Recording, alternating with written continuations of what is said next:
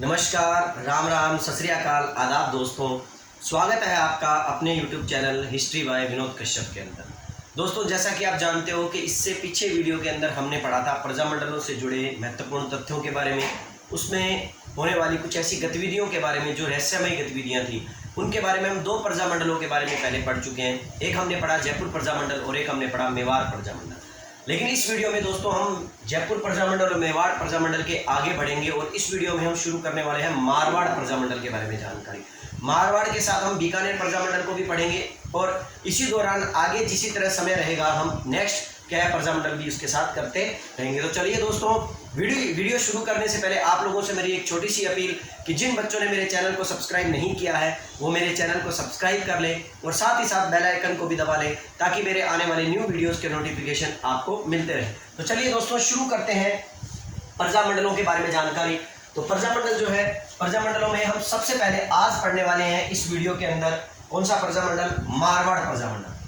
याद रखिए दोस्तों, कौन सा प्रजामंडल पढ़ने वाले हैं? मारवाड़ प्रजामंडल। दोस्तों, मारवाड़ प्रजामंडल, पहली बात तो मारवाड़ जो है याद रखिएगा दोस्तों, मारवाड़ जो है वर्तमान में आज क्या कौन सा क्षेत्र कहलाता है? जोधपुर क्षेत्र कहलाता है, जिसके बारे में मैं आपको अच्छी तरह बता भी चुका हूँ। देखिए दोस्तों, मारवाड़ प्रजामंडल की स्थापना सन 1934 के अंदर हुई थी और 1934 के अंदर मारवाड़ प्रजामंडल की संस्थापक जो थे, मैं संस्थापकों के बारे में पहले से ही ट्रिकी वीडियो आपके लिए बना चुका हूं। जिन बच्चों को अगर सभी प्रजामंडलों के संस्थापकों को याद करना है तो मेरा वो वीडियो जरूर देखें, जिसके अंतर्गत क्या है मैंने मारवाड़ ही नहीं बल्कि सभी प्रजामंडलों की ट्रिक के आधार पर उनके संस्थापक और साथ ही साथ मैंने क्या कर दिया है उनके मतलब है ना सन भी आपको क्या कर दिए याद करवा दिए हैं। तो मैं बात कर रहा था दोस्तों मारवाड़ प्रजामंडल की, ठीक है। मारवाड़ प्रजामंडल के संस्थापक जयनारायण व्यास थे और उनके द्वारा सन 1934 के अंदर इस प्रजामंडल को क्या किया गया था? स्थापित किया गया था। लेकिन दोस्तों, मारवाड़ प्रजामंडल इंपॉर्टेंट क्यों है? मारवाड़ प्रजामंडल इंपॉर्टेंट इसलिए है कि हम जानते हैं, मैंने आपको बताया था कि राजस्थान में सर्वप्रथम यदि प्रजामंडल की स्थापना की गई थी तो वो कहाँ की गई थी? जयपुर के अंदर की गई थी। सन 1931 के अंदर जयपुर प्रजामंडल को स्थापित किया गया था और जयपुर प्रजामंडल को किसने बनाया था? कपूरचंद पाटनी ने बनाया था। लेकिन दोस्तों, मारवाड़ प्रजामंडल भी राजस्थान में सर्वप्रथम है। कैसे है? अगर क्वेश्चन ही आ जाए कि राजस्थान में सर्वप्रथम राजनीतिक गतिविधियों को करने के लिए, याद रखिएगा दोस्तों, राजस्थान में सर्वप्रथम राजनीतिक गतिविधियों को करने के लिए, राजनीतिक गतिविधियों को करने के लिए जिस प्रजामंडल की स्थापना की गई थी, और यह भी याद रखिएगा दोस्तों, सर्वप्रथम राजस्थान में सर्वप्रथम राजनीतिक गतिविधियों को ठीक है ना संचालित करने के लिए या राजनीतिक गतिविधियों को करने के लिए जिस प्रजामंडल की स्थापना की गई थी 1934 में, वो प्रजामंडल कौन सा था? मारवाड़। यदि ये वर्ड आपको नहीं मिलता और साधारण क्वेश्चन आता है कि राजस्थान में सर्वप्रथम प्रजामंडल की स्थापना कब की गई, तो आप याद रखिएगा 1931 में, और कहाँ की गई? जयपुर के अंदर की गई। लेकिन अगर क्वेश्चन आ जाएगा सर्वप्रथम राजनीतिक गतिविधियों को करने के लिए राजस्थान में प्रजामंडल सर्वप्रथम कहाँ स्थापित किया गया, तो दोस्तों उसका आंसर आएगा क्या? मारवाड़। चलिए दोस्तों, मारवाड़ के बारे में कुछ और जानकारी भी देते हैं। दोस्तों, इससे पहले अभी रीट एग्जाम के अंदर भी क्वेश्चन आया था। क्वेश्चन ये आया था कि 1936 के अंदर देखो क्वेश्चन ये पूछा गया था कि बताइए किस प्रजामंडल के अंदर कृष्णा दिवस मनाया गया था। दोस्तों, आपको ये याद रखना पड़ेगा कि 1936 के अंदर मारवाड़ प्रजामंडल द्वारा बंबई के अंदर कृष्णा दिवस मनाया गया था। 1936 के अंदर मारवाड़ प्रजामंडल के द्वारा, ठीक है ना, बंबई के अंदर कौन सा दिवस मनाया गया था दोस्तों? कृष्ण दिवस मनाया गया था। आपको एक चीज ये जानकारी भी आपको क्या करनी है? याद रखनी है। फिर दोस्तों, मारवाड़ प्रजामंडल के अंतर्गत ही एक व्यक्ति है जिनके नाम को आप अच्छी तरह समझ लीजिए, जिनका नाम है गणेशी लाल उस्ताद। गणेशी लाल उस्ताद। अब गणेशी लाल उस्ताद जो है वो क्यों इंपॉर्टेंट है, इसका रीजन क्या है? दोस्तों, ये व्यक्ति जो थे, ये व्यक्ति मारवाड़ ठिकाने के एक सरकारी मुलाजिम थे, अर्थात सरकार की नौकरी किया करते थे। लेकिन जब प्रजामंडलों की स्थापना की बात आई, अलग जगाने की बात आई, जनता के अंदर जन जागृति जगाने की बात आई, तो ऐसी स्थिति में गणेशी लाल उस्ताद ने क्या किया? अपनी सरकारी नौकरी को छोड़ दिया और सरकारी नौकरी को छोड़कर अपनी कविताओं के माध्यम से, क्योंकि ये कविताएं किया करते थे, कविताएं लिखा करते थे, तो अपने कविताओं के माध्यम से लोगों के अंदर जन जागृति क्या करने लगे? फैलाने लगे। और इसीलिए कहते हैं कि गणेशी लाल उस्ताद का, ठीक है ना, मारवाड़ प्रजामंडल के अंदर बड़ा ही योगदान रहा है। और सबसे इंपॉर्टेंट बात यह है कि इनकी कविताओं का जो संग्रह है वो क्या कहलाता है? इनकी कविताओं का जो संग्रह है वो कहलाता है गरीबों की आवाज। याद रखिएगा दोस्तों, क्या कहलाता है? गरीबों की आवाज। यहाँ पर आपका एक प्रश्न और बन जाता है कि बताइए गणेशी लाल उस्ताद के द्वारा मारवाड़ प्रजामंडल के दौरान जन जागृति लाने के लिए जन जागृति लाने के लिए जो कविताओं का संग्रह संचालित किया गया था या संकलित किया गया था, उसे किस नाम से जाना जाता है? तो याद रखिएगा, उसको किस नाम से जाना जाता है दोस्तों? गरीबों की आवाज के नाम से क्या किया जाता है? उसको जाना जाता है। जो गणेशी लाल उस्ताद के द्वारा की गई थी, मतलब है ना, कविताएं लिखी गई थी, उनको संकलित किया गया है इस मतलब है ना शीर्षक के नाम से। चलिए दोस्तों यहाँ पर आपको एक चीज और छोटी सी बताऊंगा कि क्या हुआ जिस समय पंडित जवाहरलाल नेहरू हमारे प्रधानमंत्री थे, ठीक है ना, अर्थात प्रधानमंत्री बनने से पहले की बात है ये, क्योंकि प्रजामंडल तो आज़ादी से पहले की बात में आता है। लेकिन मैं आपको बताऊंगा कि जवाहरलाल नेहरू के समय की बात है ये, सन 1940 की बात है, ठीक है दोस्तों।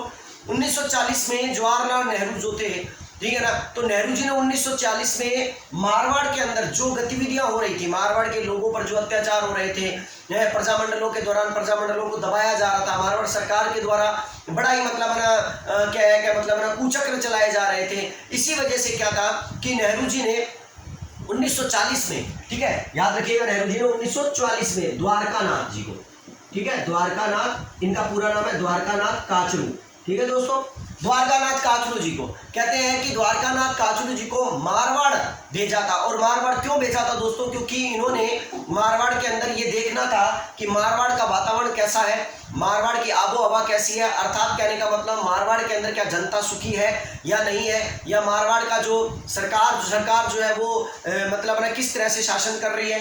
तो द्वारकानाथ काचरू जो है वो सन 1940 के अंदर मारवाड़ गए, और भेजने वाले कौन थे? ठीक है ना, नेहरू।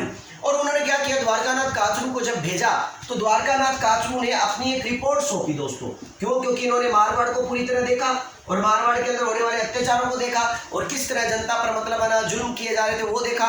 तो कहते हैं इन्होंने अपनी रिपोर्ट के अंदर मारवाड़ के बारे में क्या लिखा कि मारवाड़ के वातावरण को दम घोटू बताया। तो यहाँ पर आपको क्या याद रखना है दोस्तों कि यहाँ पर ये क्वेश्चन यूं बन जाता है, दम घोटू बताया मारवाड़ के वातावरण को। और यहाँ पर क्वेश्चन ये बनता है कि बताइए मारवाड़ प्रजामंडल के दौरान मारवाड़ के वातावरण को दम घोटू या मारवाड़ के वातावरण को दम घोटू किसकी रिपोर्ट के आधार पर बताया गया था या किसने बताया था? तो याद रखिएगा द्वारकानाथ काचरू ने बताया था। क्वेश्चन ये भी आ सकता है कि द्वारकानाथ काचरू को मारवाड़ के अंतर्गत, ठीक है ना, मतलब उसका हाल जानने के लिए किसने भेजा था? तो ये भी याद रखिएगा किसने भेजा था, नेहरू ने भेजा था। ठीक है दोस्तों, चलिए हम नेक्स्ट बात करते हैं इसके बाद आगे कि किस तरह मतलब इस मारवाड़ प्रजामंडल में और क्या गतिविधियां होने लगी। अब 1940 के बाद दोस्तों हम आगे बढ़ते हैं। आपको पता है हमारे भारत के अंदर 1940 के बाद सन 1942 के अंदर महात्मा गांधी के द्वारा एक आंदोलन चलाया जा रहा था जिसका नाम था क्या है, भारत छोड़ो आंदोलन।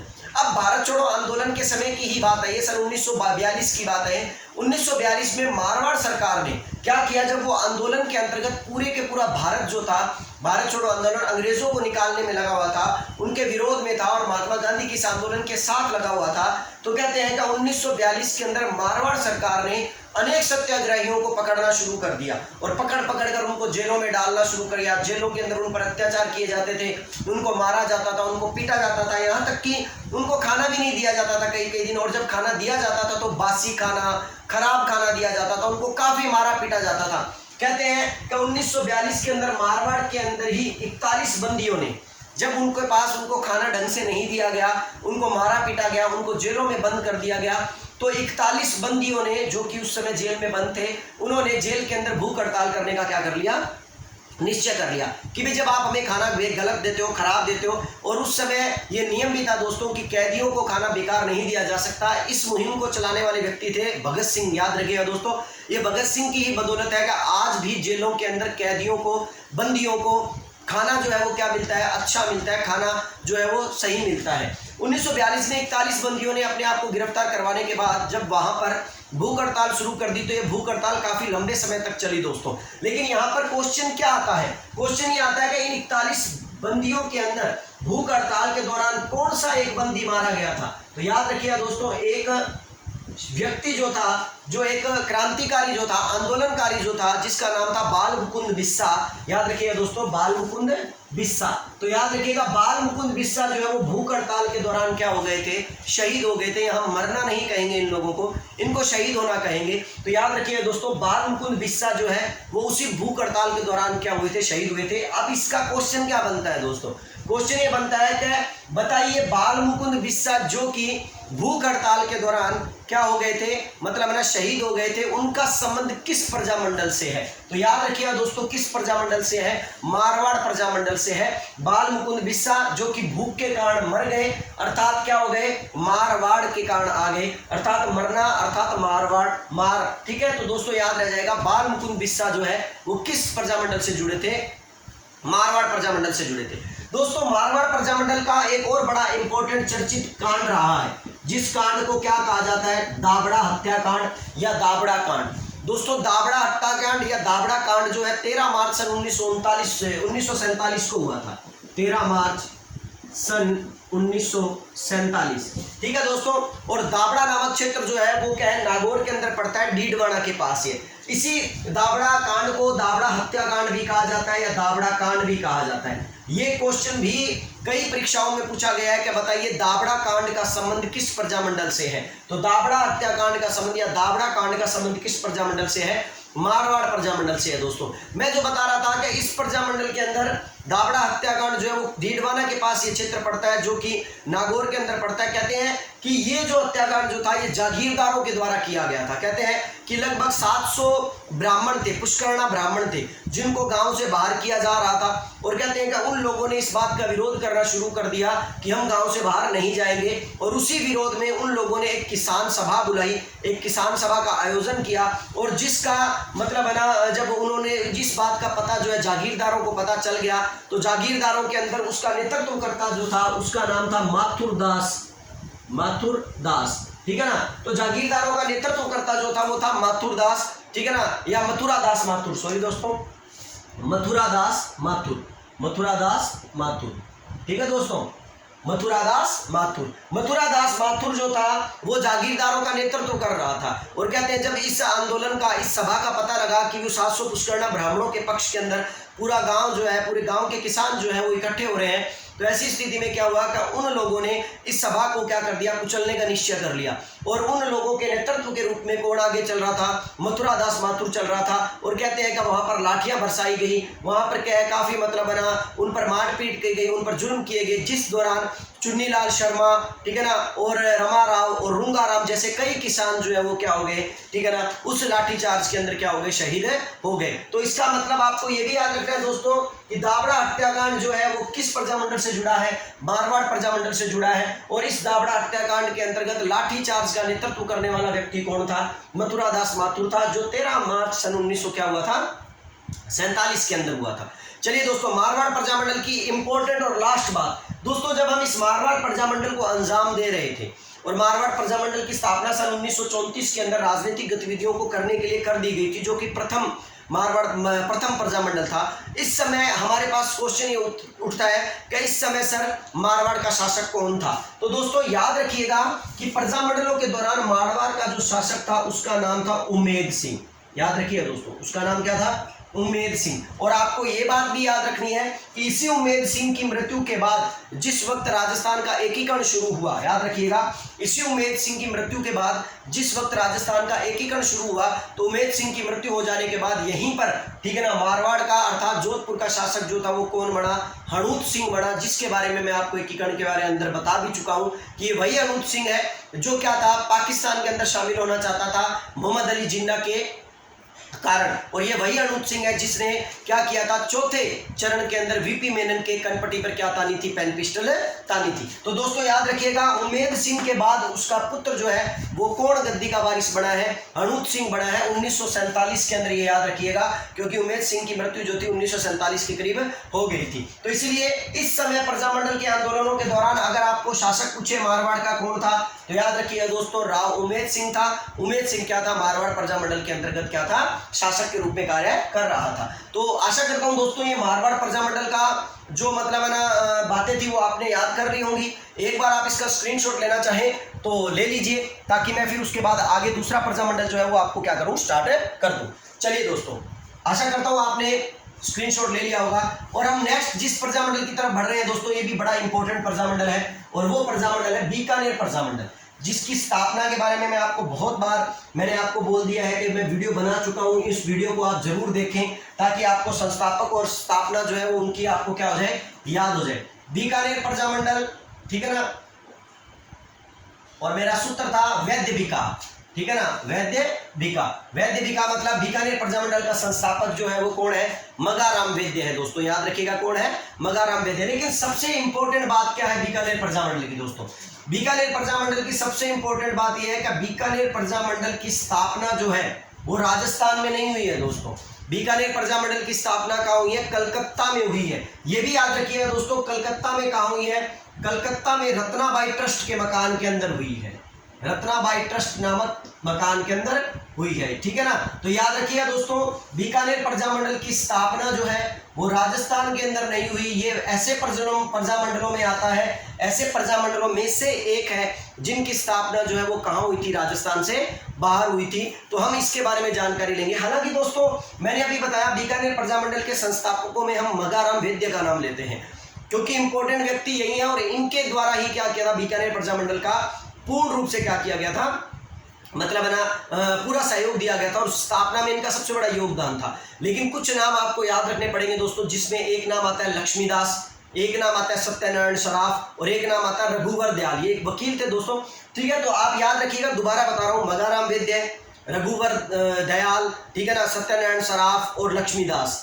ठीक है। और मगाराम वैद्य तो है, तो मगाराम वैद्य, ठीक है, रघुवर दयाल, तीसरा कौन है, बिल्कुल सही, सत्यनारायण सराफ, और चौथा कौन है, लक्ष्मी दास। तो ये चार लोग जो थे, इन लोगों ने मिलकर ही क्या की थी, कलकत्ता के अंदर रत्नाबाई ट्रस्ट के यहाँ पर क्या की थी, रत्नाबाई ट्रस्ट के मकान में क्या की गई थी, बीकानेर प्रजामंडल की स्थापना की गई थी। उसका एक रीजन है दोस्तों, आप सोचोगे सर यहाँ इतना दूर स्थापना क्यों की गई इसका, क्योंकि उस समय महाराजा गंगा सिंह थे शासक जो थे, और गंगा सिंह ने इस प्रजामंडल का क्या है आंदोलन, इन प्रजामंडलों को समाप्त करने का बीड़ा उठा लिया था। और इसीलिए ऐसा कहते हैं कि गंगा सिंह ने इस प्रजामंडल को भी, कौन से प्रजामंडल को, बीकानेर प्रजामंडल को, गंगा सिंह ने इस प्रजामंडल का शैशवा काल में ही दमन कर दिया था। याद रखिए दोस्तों, गंगा सिंह ने इस प्रजामंडल का दमन जो था वो कब कर दिया था, शैशवा काल में। शैशवा काल का मतलब होता है दोस्तों कि जब ये शुरू में बनाया गया था, ठीक है ना, और बनाने के जस्ट बाद ही ये प्रजामंडल, इससे पहले कि आगे बढ़ता, उससे पहले ही गंगा सिंह ने इस प्रजामंडल का क्या कर दिया था, दमन कर दिया था। और इसीलिए जब हम बुक्स पढ़ते हैं तो उस बुकों में एक बड़ा इंपॉर्टेंट फैक्ट आता है कि शैशवा काल में प्रजामंडल का दमन, यानी अर्थात बीकानेर प्रजामंडल का शैशवा काल में ही दमन कर दिया जाना, इस घटना को किसके नाम से जाना जाता है, याद रखिए दोस्तों, इस घटना को किसके नाम से जाना जाता है, भ्रूण हत्या के नाम से जाना जाता है। अब अगर क्वेश्चन ही आए कि बीकानेर के प्रजामंडलों के अंतर्गत बीकानेर में भ्रूण हत्या क्या है, तो आपको याद रखना पड़ेगा भ्रूण हत्या का मतलब क्या है, बीकानेर प्रजामंडल का शैशवा काल में क्या करना, दमन कर देना, यही क्या कहलाती है, भ्रूण हत्या कहलाती है, जो कि महाराजा गंगा सिंह के काल के अंदर की गई थी। दूसरी बात दोस्तों, बीकानेर और क्यों इंपॉर्टेंट है, बीकानेर का प्रजामंडल, आपने बहुत बार परीक्षाओं में क्वेश्चन सुना होगा, और वो क्वेश्चन क्या है दोस्तों कि बीरबल दिवस किस प्रजामंडल के अंतर्गत मनाया गया था। याद रखिएगा, बीरबल दिवस जो है वो किस प्रजामंडल में बनाया गया है, बीकानेर प्रजामंडल में बनाया गया है। बी फॉर बीकानेर और बी फॉर बीरबल। तो याद रखिएगा, बीरबल दिवस जो है वो किस प्रजामंडल के दौरान बनाया गया है, ठीक है ना, इसी बीकानेर प्रजामंडल के दौरान बनाया गया। ये क्या है, रीजन है दोस्तों, कहते हैं जब इस प्रजामंडल का आंदोलन चल रहा था, जैसा कि मैंने आपको बताया, सरकारें जो थी प्रजामंडलों को बड़ा अत्याचारित रूप से क्या कर रही थी, उनको मतलब खत्म कर रही थी, उनको समाप्त कर रही थी।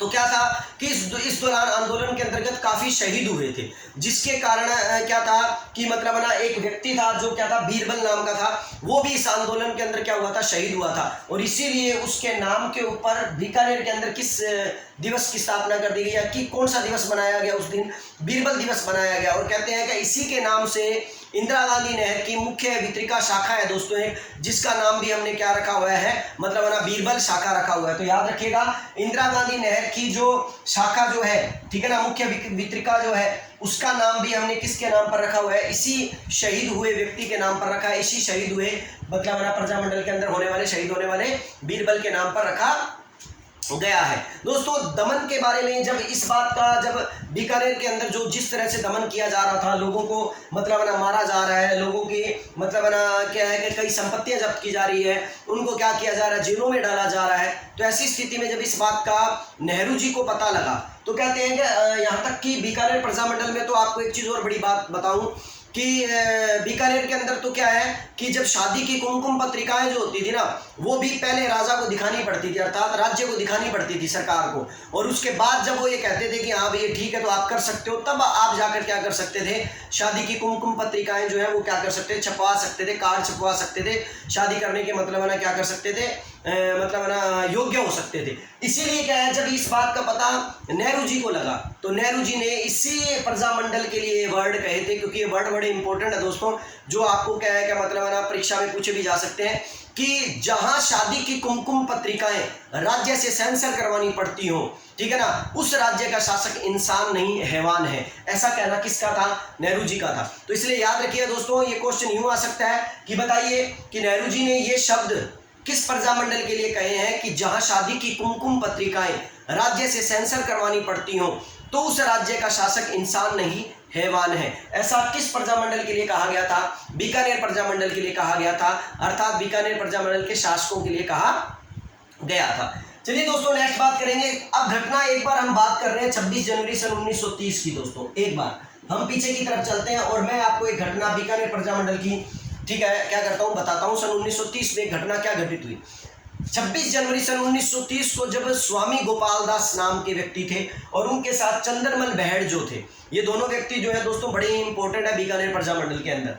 तो याद रखिएगा, स्वामी गोपाल दास और चंद्रमल बहड़ सन 1930 के अंदर 26 जनवरी, और आप देख रहे हो 26 जनवरी का दिन है। तो याद रखिए दोस्तों कि 26 जनवरी 1930 को इन दोनों ने चूरू के अंदर, क्योंकि उस वक्त चूरू का जो हिस्सा है दोस्तों वो किस में आया करता था, बीकानेर रियासत में आया करता था। आपको शायद याद हो तो मैंने एक आंदोलन करवाया था, दूधवा खारा आंदोलन, जो दूधवा खारा किसान आंदोलन के रूप में जाना जाता है। और दूधवा खारा नामक क्षेत्र जो है वो किस में पड़ता है, चूरू में पड़ता है। और आप देखोगे उस चूरू के दूधवा खारा आंदोलन को राष्ट्रीय स्तर पर लाने का काम किसके द्वारा किया गया था, मगाराम वैद्य के द्वारा किया गया था।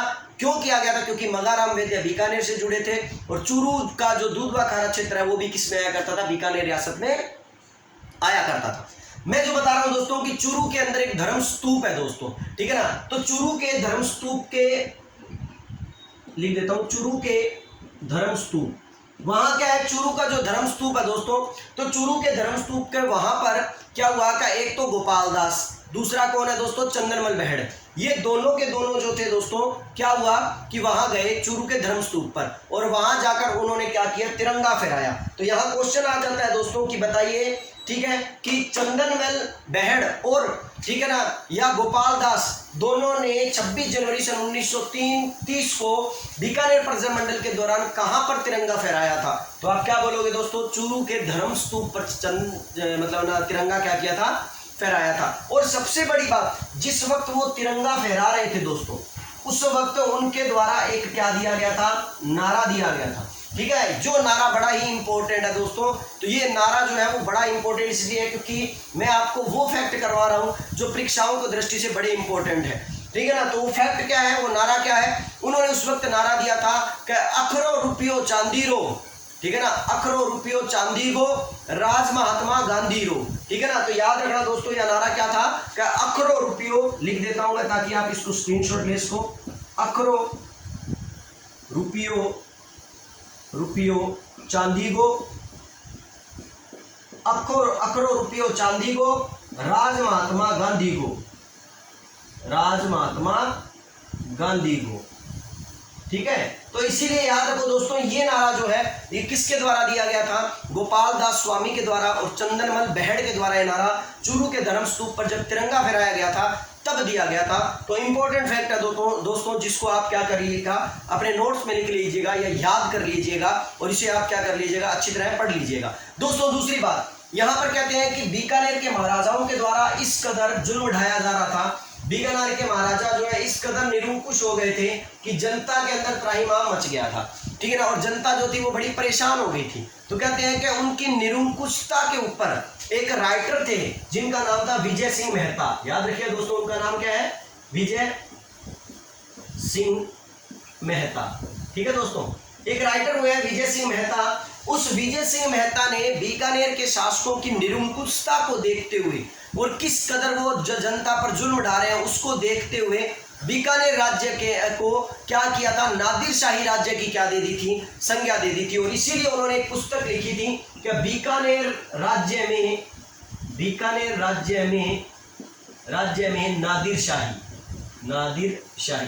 दोस्तों ये वही नादिर शाह है जिसने भारत पर आक्रमण किया था और किस तरह भारत के लोगों पर जुल्म किया था। उसीलिए विजय सिंह मेहता ने एक पुस्तक लिखी थी जिस पुस्तक का नाम क्या था, बीकानेर राज्य में नादिर शाही। कि भी बीकानेर राज्य के अंदर अब निरंकुशता जो है वो बड़े क्या है, चरम पर है। लोगों पर अत्याचार हो रहे हैं और लोगों को क्या किया जा रहा है, मतलब मारा जा रहा है, पीटा जा रहा है और यहाँ तक कि उनकी खुद की आवाजें जो है वो क्या की जा रही है, दबाई जा रही है। तो ये बीकानेर से रिलेटेड कुछ फैक्ट थे दोस्तों, आप इसका स्क्रीनशॉट ले लीजिए ताकि हम नेक्स्ट प्रजामंडल की तरफ क्या करते हैं, आगे बढ़ते हैं।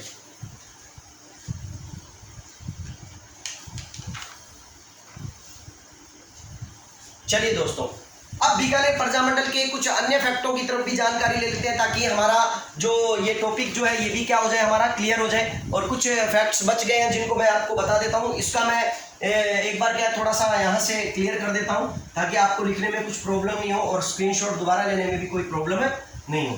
दोस्तों बीकानेर के अंदर कुछ और भी फैक्ट है क्योंकि काफी बड़ा प्रजामंडल हुआ है, ये काफी मतलब लंबे समय तक चला और बीकानेर बहुत इंपॉर्टेंट क्षेत्र भी रहा है। यहाँ पर दोस्तों मैं जब जिस संस्थापक की बात कर रहा हूँ जिसका नाम है मगाराम वैद्य, क्या नाम है दोस्तों, मगाराम वैद्य। तो यहाँ पर आपको ये भी नहीं भूलना चाहिए कि मगाराम वैद्य के द्वारा भी एक पुस्तक लिखी गई थी, जो पुस्तक भी बड़ी इंपॉर्टेंट है और परीक्षाओं की दृष्टि से तो बड़ा इंपॉर्टेंट है क्योंकि पूछा जा सकता है। और उस मतलब पुस्तक का नाम क्या है, बीकानेर की थोथी पोथी। याद रखना, ध्यान रखना,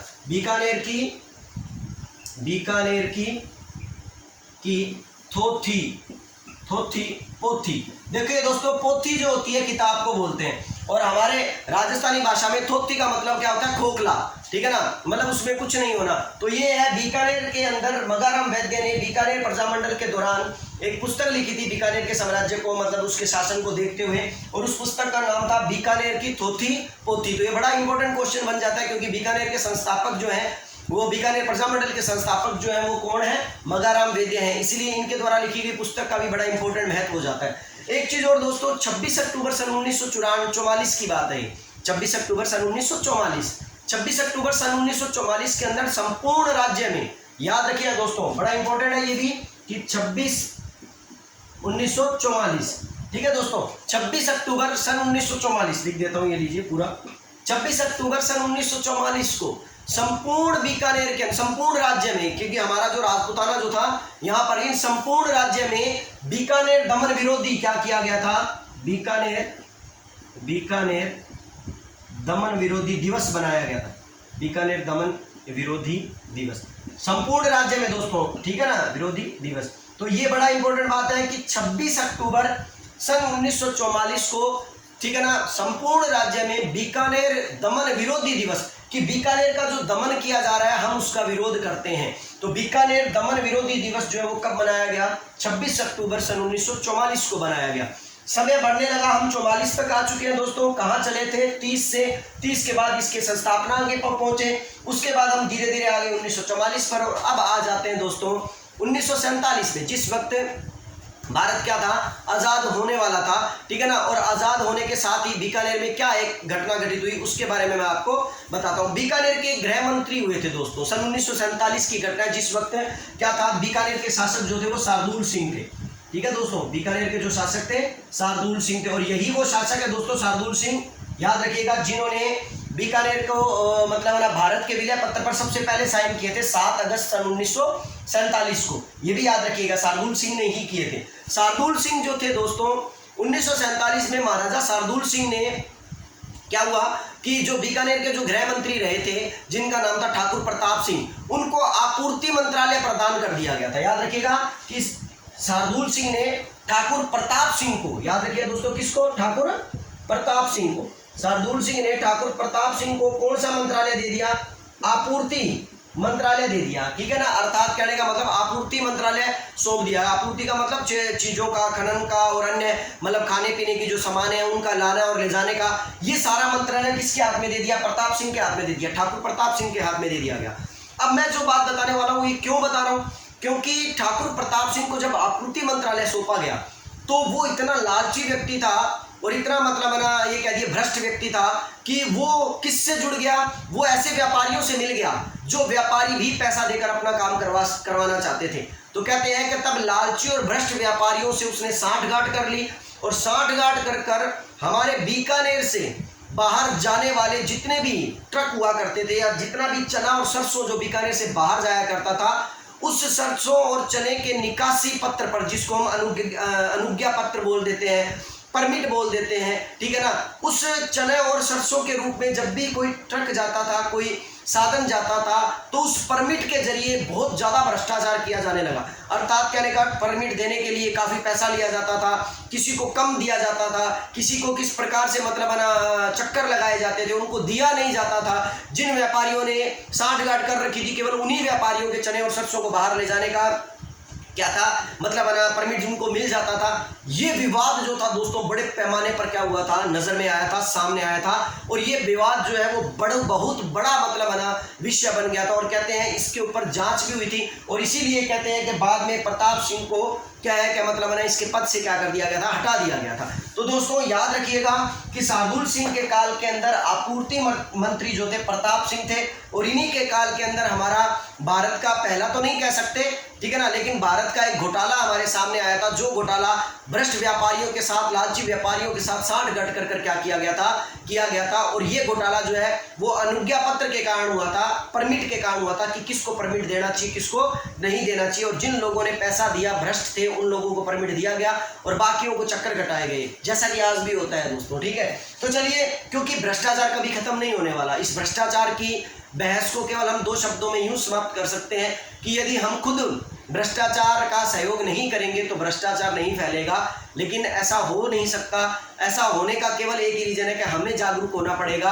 अगर हम जागरूक होते हैं तो भ्रष्टाचार स्वतः ही क्या हो जाएगा, समाप्त हो जाएगा। चलिए दोस्तों, अब बात करेंगे, ये बीकानेर प्रजामंडल अब आपका पूर्ण रूप से समाप्त हो चुका है, और इसी दौरान मैं आपको एक छोटे से प्रजामंडल के बारे में और बता देता हूं, क्योंकि मेरे पास इस वीडियो के अंदर वक्त कम है और इसी वीडियो को मैंने अभी बस इतना ही पूरा करना है, क्योंकि मुझे अपलोड में क्या होती है, प्रॉब्लम होती है। तो इसलिए मैं आपको केवल एक अलवर प्रजामंडल के बारे में छोटी सी बात बता देता हूँ। देखिए दोस्तों, अलवर प्रजामंडल जो है उसकी स्थापना सन 1938 में की गई। 2 व्यक्तियों ने की, एक जिसका नाम था हरिनारायण शर्मा और दूसरा नाम था कुंज बिहारी लाल, या कुंज बिहारी मोदी बोलते हैं इसको, कुंज बिहारी लाल मोदी, ठीक है। तो याद रखिएगा 2 व्यक्तियों के द्वारा स्थापना की गई थी सन 1938 में, हरिनारायण शर्मा और कुंज बिहारी मोदी। इस प्रजामंडल के सदस्य जो थे दोस्तों, यहाँ पर आपको जो इंपॉर्टेंट बात है वो क्या है, इस प्रजामंडल के एक सदस्य थे दोस्तों जिसका नाम था भोलेनाथ। याद रखिएगा दोस्तों, भोलेनाथ। जैसा कि मैंने बताया, संस्थापक में 2 व्यक्ति हैं, एक तो कौन है, कुंज बिहारी शर्मा, और दूसरा कौन है दोस्तों, मोदी, ठीक है ना, जिसका कुंज बिहारी शर्मा की मतलब कुंज बिहारी मोदी, और एक कौन है, हरिनारायण शर्मा। ये तो दोस्तों दोनों संस्थापक हैं, अर्थात इन दोनों के द्वारा अलवर प्रजामंडल की स्थापना की गई थी। लेकिन उस अलवर प्रजामंडल की स्थापना के अंतर्गत और भी कई सदस्य थे। तो इस प्रजामंडल का एक सदस्य था जिसका नाम था भोलेनाथ। ये भोलेनाथ जो है दोस्तों वो बड़ा इंपॉर्टेंट व्यक्ति है, और क्यों है वो सुनिए। क्योंकि इस प्रजामंडल के सदस्य भोलेनाथ के नेतृत्व में जनता जो थी वो सड़कों पर आ गई थी, और सड़कों पर आने के बाद वो आंदोलन करने लग गई थी। और इसी प्रजामंडल के दौरान एक नारा दिया गया था जो बड़ा इंपॉर्टेंट है दोस्तों, एक आंदोलन चलाया गया था। जो आंदोलन क्या था कि गैर जिम्मेदार मिनिस्टरों कुर्सी छोड़ो। याद रखिए दोस्तों, अगर क्वेश्चन आता है कि गैर जिम्मेदार मिनिस्टरों कुर्सी छोड़ो नामक आंदोलन किस प्रजामंडल की देन है, तो याद रखिएगा किसकी देन है, अलवर की देन है। दोबारा बता रहा हूं, गैर जिम्मेदार मिनिस्टरों कुर्सी छोड़ो, इस प्रकार का आंदोलन जो है वो किस प्रजामंडल की देन है, अलवर प्रजामंडल की देन है, जो किसके नेतृत्व में चलाया गया था, भोलेनाथ के नेतृत्व में चलाया गया था, भोलेनाथ जी के नेतृत्व में चलाया गया था। और इस प्रजामंडल के वो क्या रहे थे, एक सदस्य भी रहे थे। तो चलिए दोस्तों, आज हमने 3 प्रजामंडलों के बारे में जानकारी ली है, एक मारवाड़ प्रजामंडल, एक बीकानेर प्रजामंडल और एक अलवर प्रजामंडल। और दोस्तों अभी प्रजामंडल का तीसरा पार्ट मैं अपलोड करूंगा, आप उसे भी देखना मत भूलिएगा, क्योंकि आप लोग क्या करते हैं कि 1 या 2 पार्ट देखते हैं और आगे के पार्ट देखते नहीं है, क्योंकि व्यूज मेरे पास आ जाते हैं। चाहे मेरे लिए व्यूज 50, 60, 70 ही हो, कोई दिक्कत नहीं है, लेकिन आप जितने लोग देख रहे हैं आप वो पूरा देखिए ताकि आपको सारी जानकारी हो, क्योंकि क्वेश्चन किसी भी प्रजामंडल से आ सकता है। और याद रखिएगा दोस्तों, अभी हमारे राजस्थान का सबसे इंपॉर्टेंट प्रजामंडल के बारे में जानना बाकी है, जो कि जैसलमेर प्रजामंडल है, जिसमें हम सागरमल गोपा के हत्याकांड के बारे में भी क्या लेंगे, जानकारी लेंगे। तो दोस्तों थर्ड वीडियो देखना है ना भूले, प्रजामंडल 3 का, ठीक है ना, जो कि प्रजामंडल पार्ट 3 होगा। और आज के लिए आपको ये 3 प्रजामंडल ही मैं आपको समझाऊंगा, और नेक्स्ट वीडियो में हम आपके पास क्या है, नए प्रजामंडल लेके आएंगे, जिनके कुछ नए फैक्ट लेके आएंगे, उनके अंदर होने वाली गतिविधियों के बारे में हम क्या करेंगे, जानकारी लेंगे। आज के लिए आप मुझे इजाजत दीजिए। आपका विनोद कश्यप आपसे केवल एक अपील करता है कि आप मेरे चैनल का प्रचार कर दीजिए थोड़ा सा, और अपने मित्रों में भी इस चैनल के बारे में क्या कीजिए, बताइए। और जिन लोगों ने मेरे चैनल को सब्सक्राइब नहीं किया है वो मेरे चैनल को क्या कर लीजिए, सब्सक्राइब कर लीजिए। धन्यवाद दोस्तों, नमस्कार।